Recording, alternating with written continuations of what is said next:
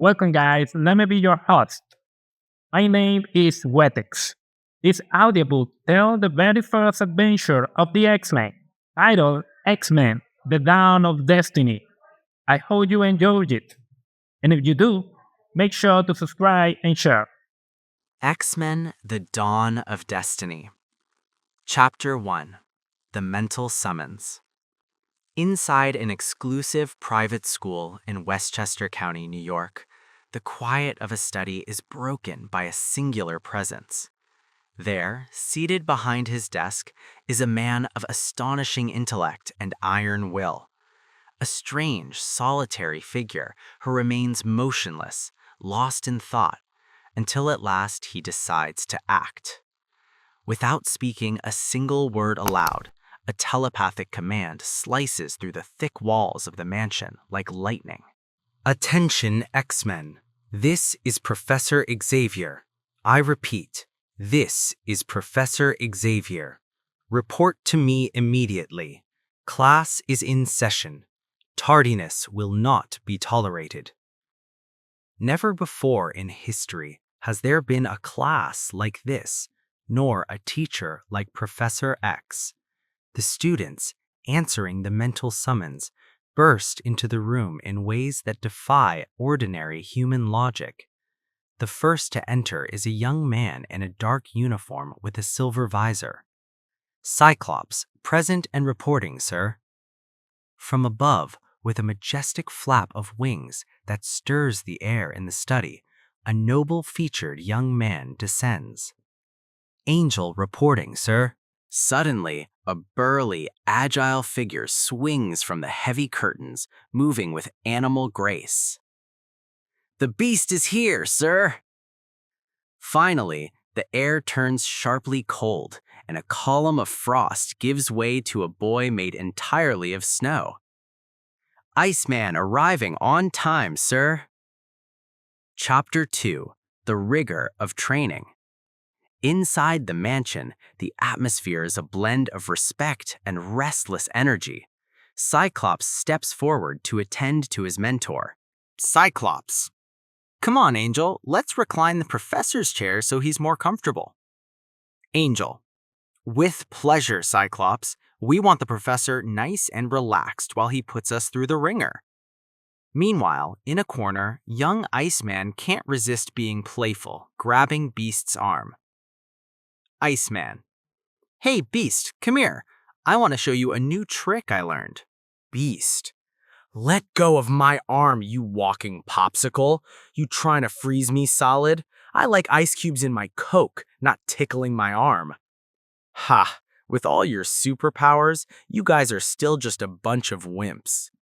Professor Xavier's voice cuts straight into their minds, restoring order. Thank you, Angel. And now it's time to begin your lessons.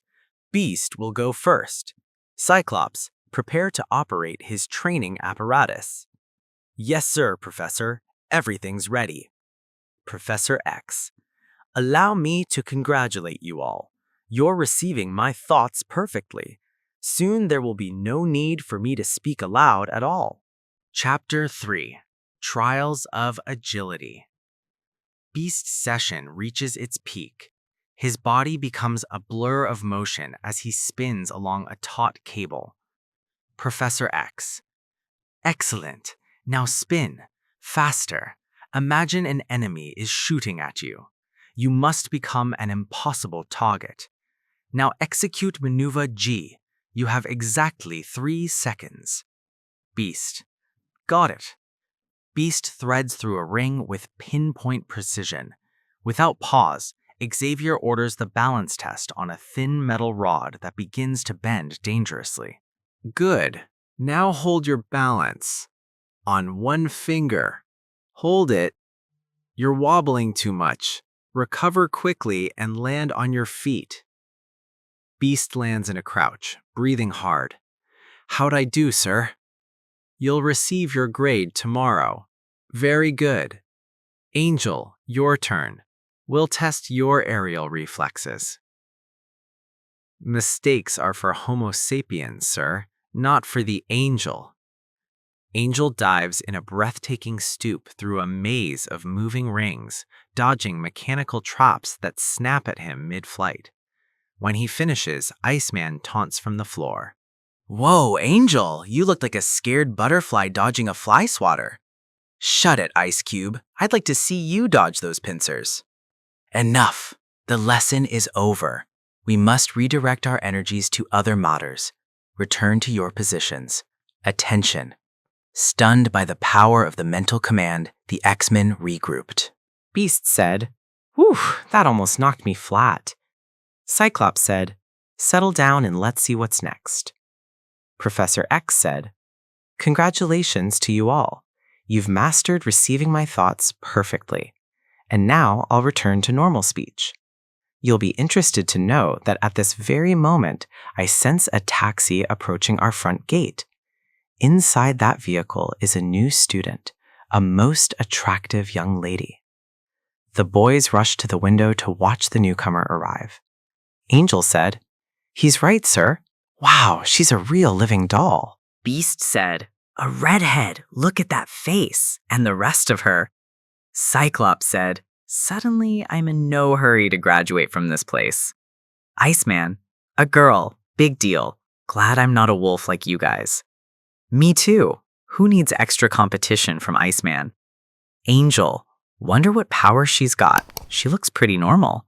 Cyclops said, "Okay, let's go change so we don't scare her when she sees us for the first time." Professor X said, "I believe you already suspect, Miss Gray. As you'll see, I can read your thoughts with perfect clarity, and I know everything about your unusual talent. You, Miss Gray, like the other 4 students in this most exclusive school, are a mutant. You possess an extra power, one that ordinary humans do not have. That is why I call my students X-Men, for the power that is extra." Xavier N introduced the other boys, now dressed in formal attire. Professor X continues, "And here they are. Allow me to present them.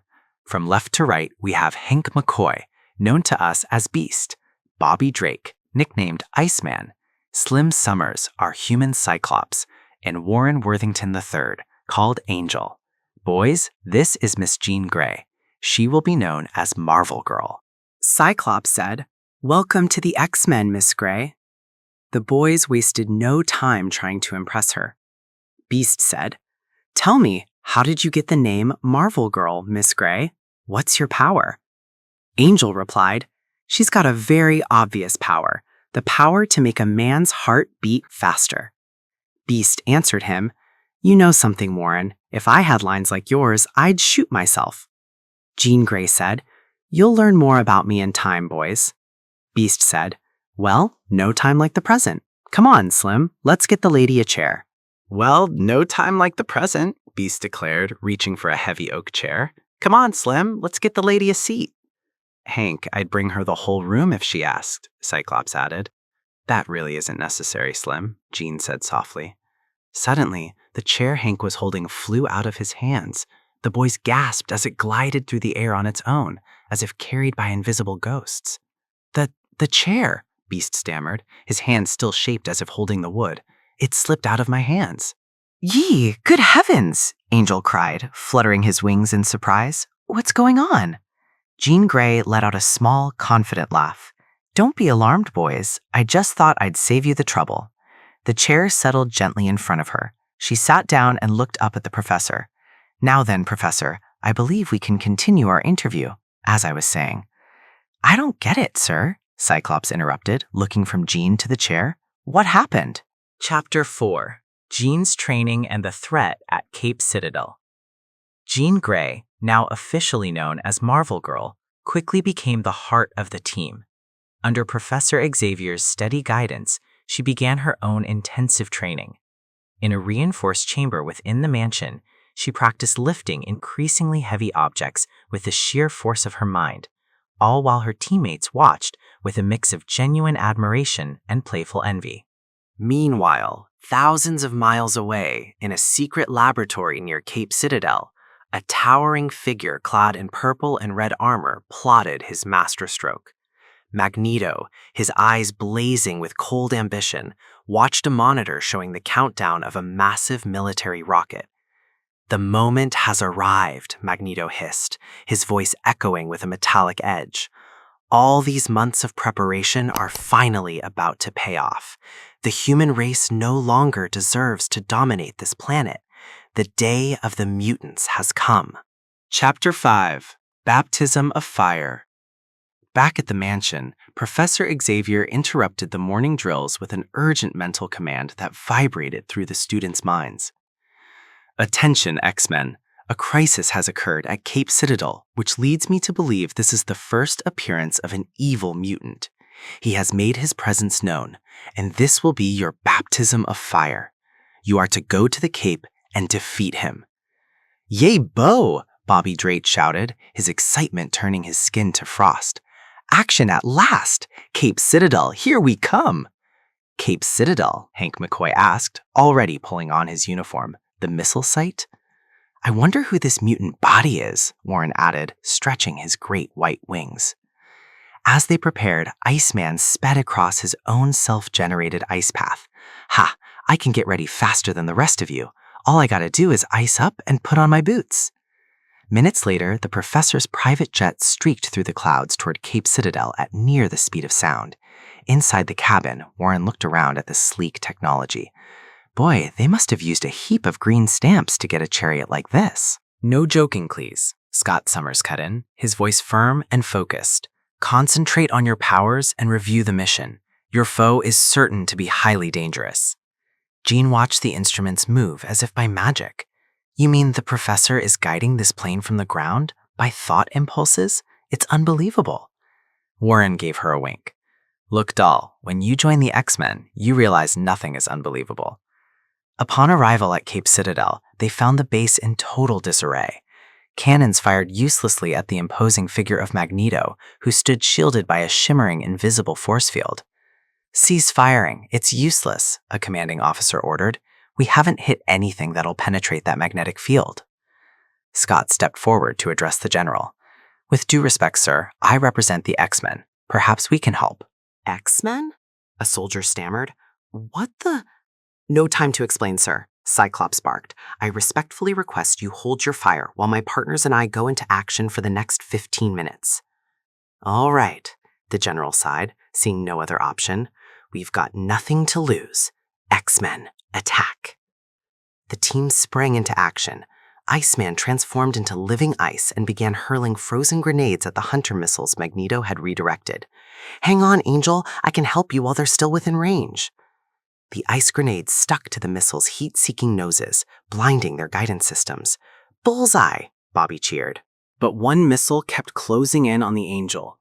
Beast leaped with incredible strength, seizing the projectile mid-flight and wrenching it off course. "Just wait and see, pal," Hank grunted as he redirected the weapon. Jean Grey focused her mind, catching the stray missile with her telekinesis and hurling it far out to sea. "Now I'll take it. Over the ocean," she declared as the weapon detonated harmlessly in the distance. Magneto, watching his masterpiece crumble, roared in fury.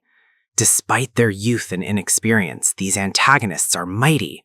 I must never again make the mistake of underestimating them, but I shall still prove to be their master."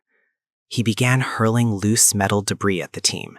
"See how easily I can stop your flight by magnetically hurling every nearby object which is not bolted down." The X-Men regrouped. In a desperate move, Magneto opened a rocket fuel tank and ignited it with a spark. "Not all those with mutant powers are fit to rule the Earth. You must be destroyed." "I'll cover us with an ice igloo shield," Iceman yelled, slamming his hands onto the ground. The explosion was cataclysmic, a wall of fire consuming everything.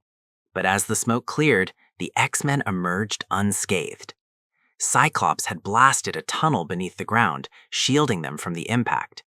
"It means you're finished, Magneto," Marvel Girl said, her voice steady. "Cyclops created a tunnel with his energy beam," Scott explained, stepping out of the dust. "And now, it's over." Magneto attempted a final escape, hovering in the air.